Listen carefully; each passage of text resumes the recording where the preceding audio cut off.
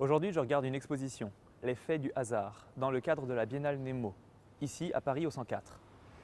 Il y a des œuvres dans la halle, il y a des œuvres dans un second temps plus loin là-bas, proche des écuries, dans les écuries, et il y a des œuvres dans les ateliers des deux côtés. On va commencer par cet atelier-là. L'exposition L'effet du hasard nous montre une sélection d'œuvres d'art numérique qui ont toutes un lien avec le hasard. Mais ce n'est pas l'artiste qui laisse au hasard le soin de réaliser son œuvre. Au contraire, ce sont des œuvres dans lesquelles les artistes incorporent soigneusement le hasard. Ils travaillent avec ce hasard. Et ici, la première œuvre que je vois s'appelle Oedipe. Elle est de Pascal Audrecy. Et cette œuvre, c'est cette plaque de verre devant cette espèce de caisson avec ce fond bleu nuit en dégradé, évoque le mythe d'Oedipe. Oedipe, c'est celui qui subit les affres du hasard, qui, en fait, n'a rien du hasard, puisque c'est un destin tragique qui va le rattraper. Et, comme ce destin, ou ce hasard, lui est insupportable, il décide de se crever les yeux, les deux yeux, pour perdre la vue. Il ne peut plus le voir. Ici, les deux impacts de balles qu'on a, c'est peut-être ça, les deux yeux d'Oedipe. Avec cette lumière projetée dans cette relative obscurité toujours, on a presque les deux yeux d'Oedipe.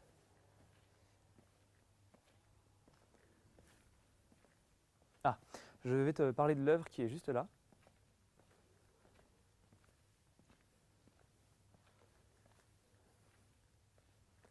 Elle s'appelle Telepresent Wind, le vent téléprésent.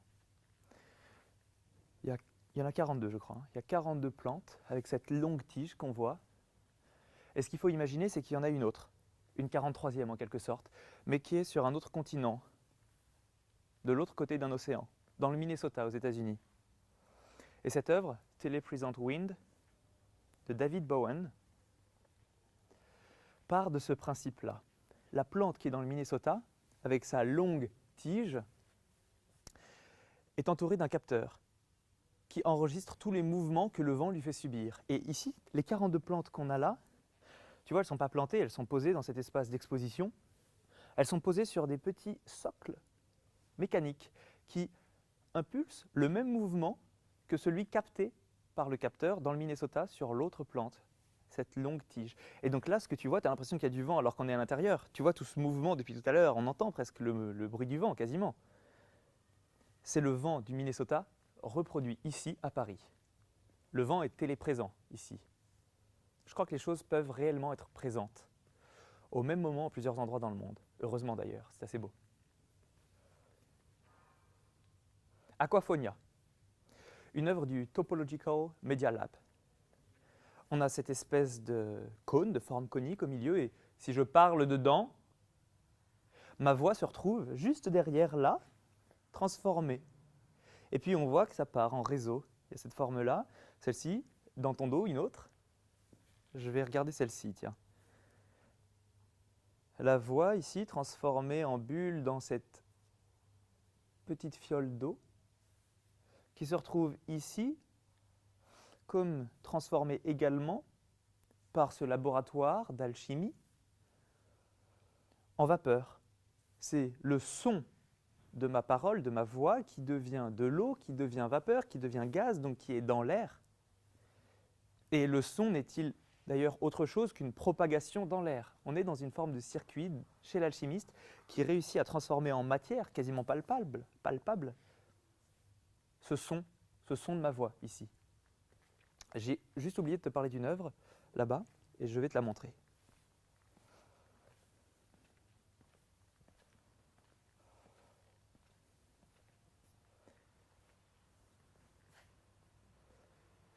Celle-ci s'appelle tension dissonante dièse, tension dissonante avec un dièse. Elle est de Mathias Isoard. Et c'est cette plaque de métal qu'on voit, bon, on ne voit qu'elle dans cette obscurité. On n'a même plus aucun repère. Dans la salle dans laquelle on est, on ne voit qu'elle. Mais je peux en faire le tour. Ce n'est pas juste une plaque de métal. Elle est suspendue au plafond sans doute par des câbles. Et cette œuvre est constituée en réalité de deux éléments. C'est une installation sculpturale, ce qu'il y a là entre nous, et sonore, ce son qu'on entend depuis tout à l'heure. Car les câbles la déforment et ici et là, on voit là, comme des capteurs ou des haut-parleurs, on ne sait pas bien, qui sont fixés sur cette plaque qui se déforme, sans doute aléatoirement, mais régulièrement toutefois. Et le son qu'on entend est le son retravaillé du son même de la plaque qui se déforme, de ce métal qui vibre. Je vais te montrer ce qu'il y a dans l'autre atelier.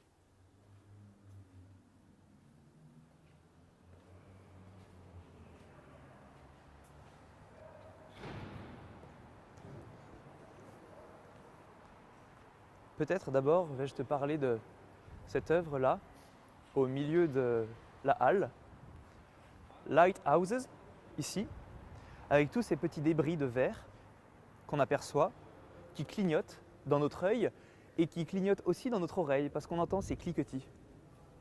Alors, on a comme ça, comme une sorte de flaque de débris de verre réutilisés, récupérés, et puis il y a des petits moteurs qui font comme des hélices, comme des moulins. Mais contrairement au moulin, ce n'est pas le verre qui se déplace et qui fait se déplacer cette installation, c'est les petits moulins qui viennent activer l'installation. Lighthouses est une œuvre d'Alice Jarry et de Vincent Évrard. Mais je vais te montrer ce qu'il y a dans l'atelier suivant.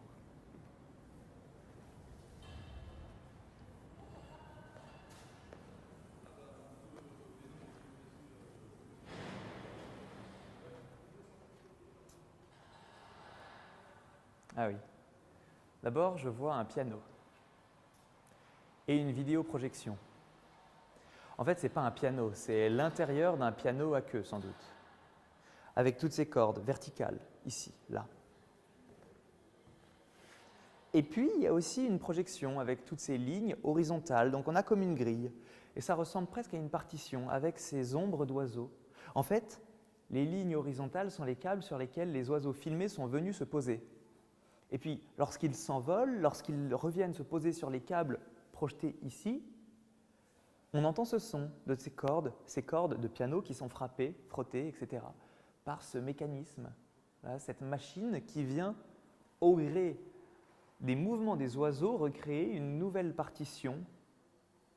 Cette œuvre, Piano Migration de Cathy Inde, est donc une forme de musique produite à la fois par la nature et par les décisions de l'artiste. Et la nature nous dit bien que, avec ces mouvements réalisés par les oiseaux, tout se passe ici, quelque part au hasard. L'œuvre suivante dans cette salle est une œuvre de Fabien Zocco. C'est une installation avec ses 8 smartphones, il y en a 8, sur pied, et puis ces petits robots. Et là, quand je m'approche, ils ont l'air de me parler, quasiment.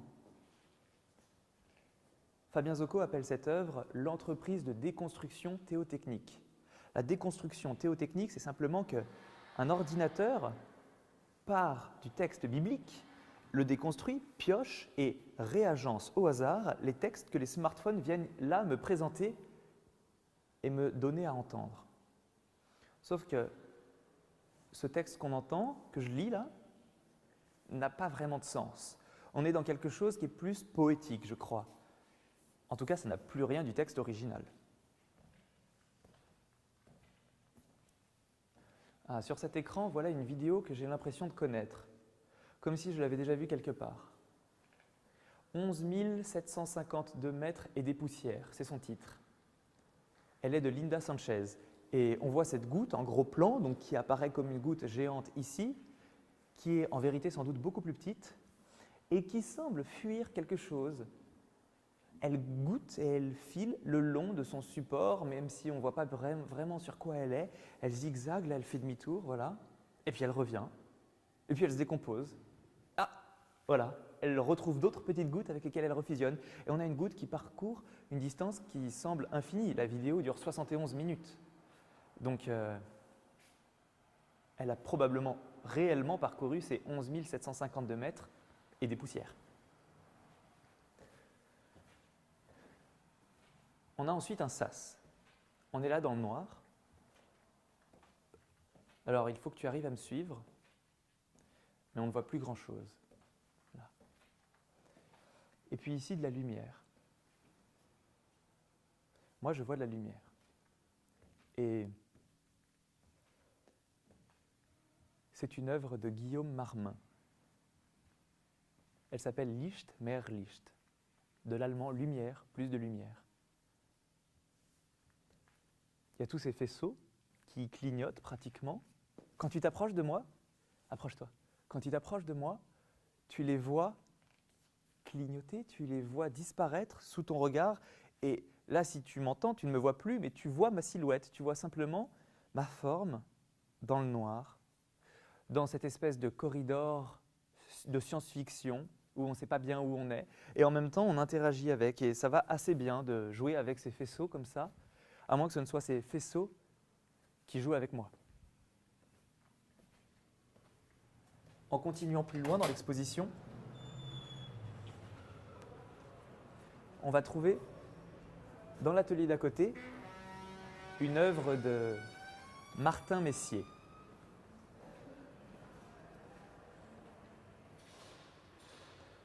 Juste là.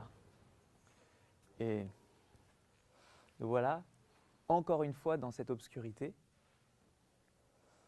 une œuvre dont on ne peut pas tellement s'approcher. Elle s'appelle Impulse. Et tu m'entends? C'est ce son-là et la lumière qui lui est associée, qui sont une forme de représentation,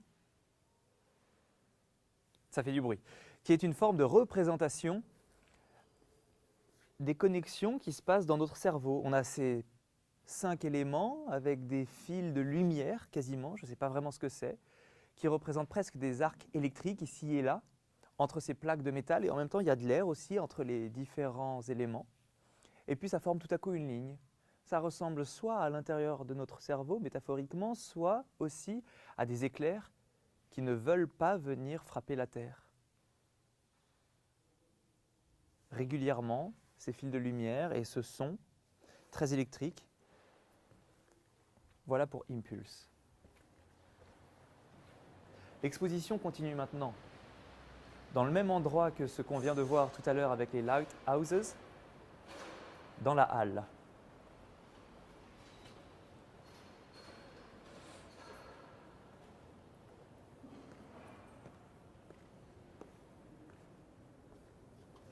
Et on a sur le mur qui est là, juste à ta droite, une œuvre qui s'appelle Semi-Senseless Drawing Machine.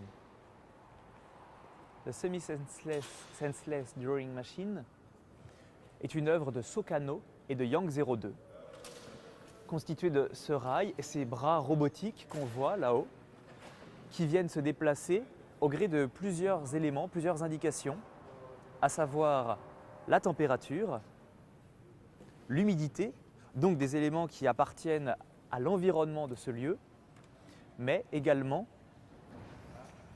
le niveau sonore. Et donc, le niveau sonore étant en fonction de la fréquentation du lieu par ses visiteurs, ça dépend aussi du nombre de visiteurs qui vont venir voir l'œuvre. Voilà une œuvre qui laisse au hasard du nombre de ses visiteurs le soin de générer la forme qu'elle aura. Les bras qui déplaçaient ces stylos, aujourd'hui il n'y avait que quelques traits puisqu'on est encore au début de l'exposition, vont probablement nous laisser voir une fresque beaucoup plus complexe à la fin.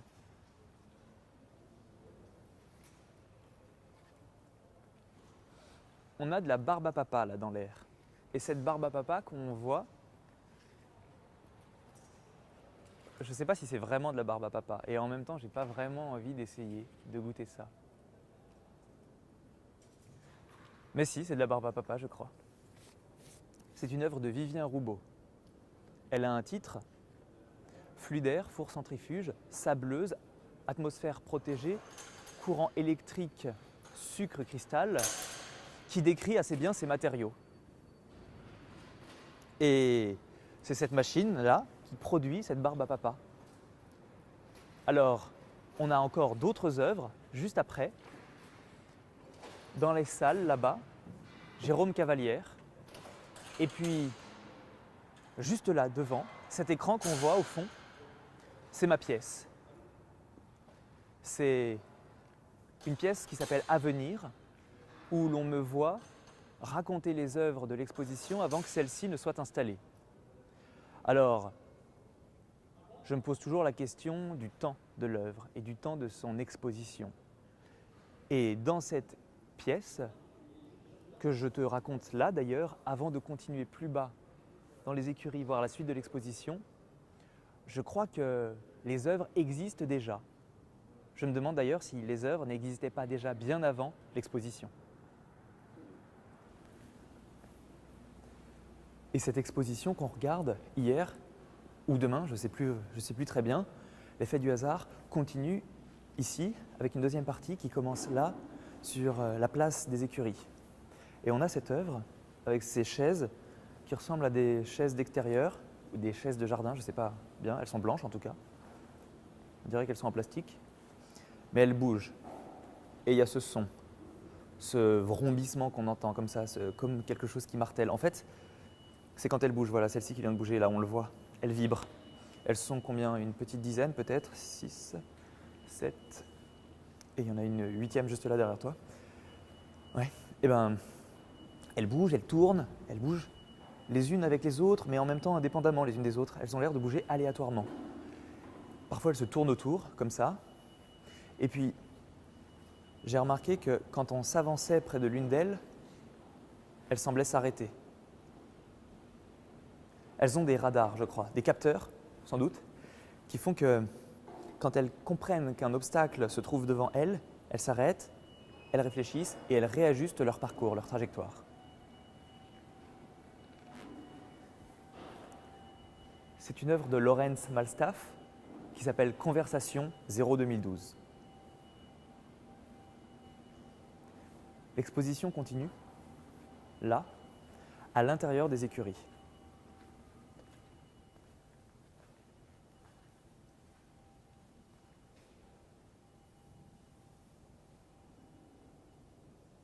La première œuvre que je vois ici en entrant, sur cette simèse juste là au milieu, c'est une œuvre de Juan Cortés et Santiago Cortés et elle s'appelle Tierra. Ils sont colombiens. Et Tierra, c'est cette installation avec des grosses loupes qui nous donnent à voir ce qui ressemble à des volcans ici. Dans celle-ci, peut-être un paysage d'une autre planète, j'ai un peu du mal à dire. Ça semble surnaturel, ça semble un petit peu mort et en même temps très vivant. Quelque chose de très organique et pourtant quelque chose qui me rappelle des roches qu'on a parfois sur Terre, Tierra. Ce sont en fait des particules aimantées, des morceaux qui bougent et qui sont positionnés ici avec des aimants. Et sur les deux écrans qu'on a, là et là, ce qu'on voit, c'est une autre œuvre de ces deux mêmes artistes, Juan et Santiago Cortés, et celle-ci s'appelle Paisajes Magnéticos. Et c'est précisément la même chose, c'est ces petits aimants, mais qui sont mis en mouvement par un autre aimant, sans doute caché derrière la vidéo, enfin derrière le fond de la vidéo.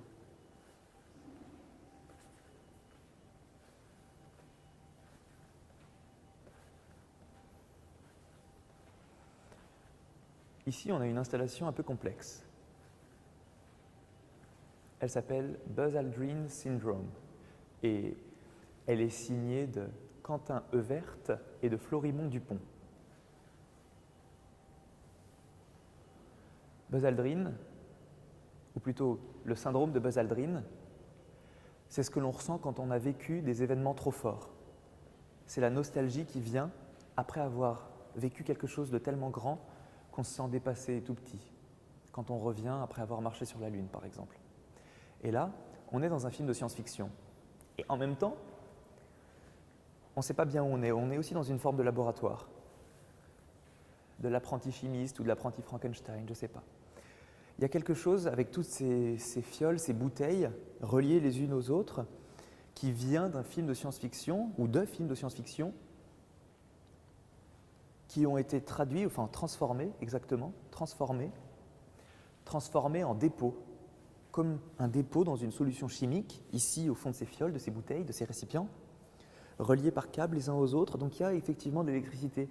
Il y a une réaction d'hydrolyse qui se produit et qui se répète ici et là. Et le courant passe. Et la lumière qui se retrouve projetée, qui va avec ce son d'ailleurs, on est dans un système en boucle. La lumière se retrouve projetée et ça produit un film de science-fiction à partir de films de science-fiction.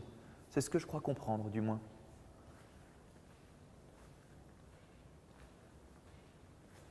Alors après, on retrouve une autre artiste colombienne. Elle s'appelle Alba Triana, de l'autre côté de la Simèze. Et bon, il y a le vidéoprojecteur là, mais il y a surtout ici la corde. Parce que cette œuvre s'appelle Music on a Bound String, numéro 2, puisque c'est la deuxième version. Et on a la corde effectivement tendue ici, entre ces deux liens qui la retiennent des deux côtés et qui la font vibrer.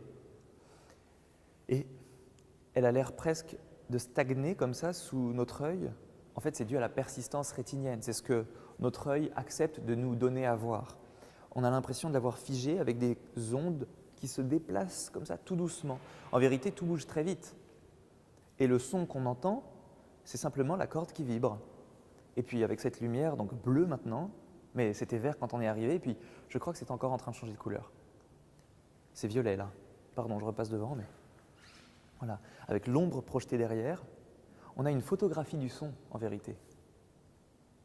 Ce qu'Alba Triana fait avec cette corde nouée qui produit de la musique, c'est une représentation visuelle et en lumière du son.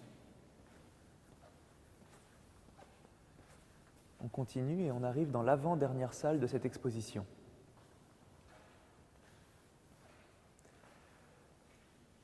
On trouve ici une installation qui peut demander un petit peu de temps.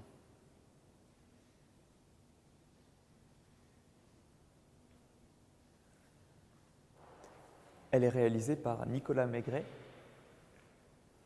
ou plutôt disnovation.org, parce qu'il ne le fait pas seul. Et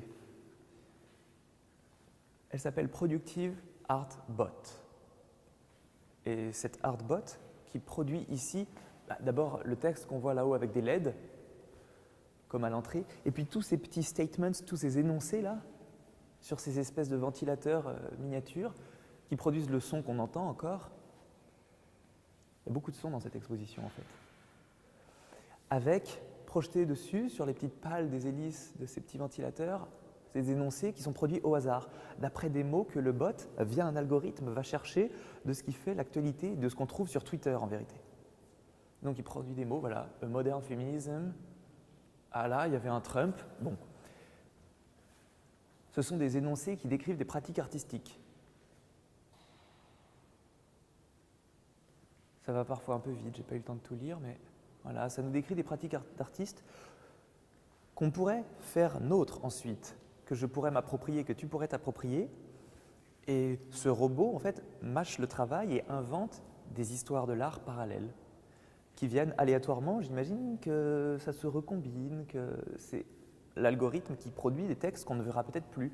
Donc ce que je lis ici, sur ces 4 petits ventilateurs-là, peut-être que, voilà, ça vient de disparaître, peut-être que je ne le reverrai plus jamais.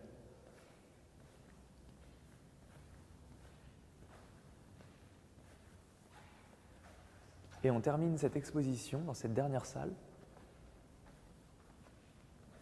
toujours dans cette obscurité relative, avec une pièce de Jackson. Elle s'appelle Évaporation. Évaporation avec un S, au pluriel. Et on est plongé dans ce qui d'habitude se trouve toujours autour de nous et on est noyé dedans perpétuellement, le flux d'informations. Parce qu'aujourd'hui, on ne regarde plus le JT à 20h, on n'achète plus beaucoup le journal le matin pour le lire au café. On est plutôt en train de regarder le flux d'informations perpétuellement. Et ici, il extrait ces images, il les traduit et il les projette sur cette espèce d'écran. En fait, c'est un écran de fumée, littéralement. On a cette machine qui produit de la fumée, ces miroirs ici, là aussi, autour, mais là, ces extraits de l'actualité, des informations donc, sont projetés et puis traduits, et puis on a ce son qui provient aussi d'un code, et on est encore dans une forme de circuit qui tourne en boucle jusqu'à épuisement. Ce que Jackson nous propose en faisant ça, c'est simplement de nous donner à voir l'information d'une autre manière pour essayer de désamorcer ce qui fait le sensationnel dans l'information. Voilà pour cette exposition. Voilà pour toutes ces œuvres que j'ai vues hier ou demain, je ne sais toujours pas. Et ce que je sais en tout cas, c'est que ces œuvres, si toujours elles sont à venir, Déjà aujourd'hui, je les porte en moi.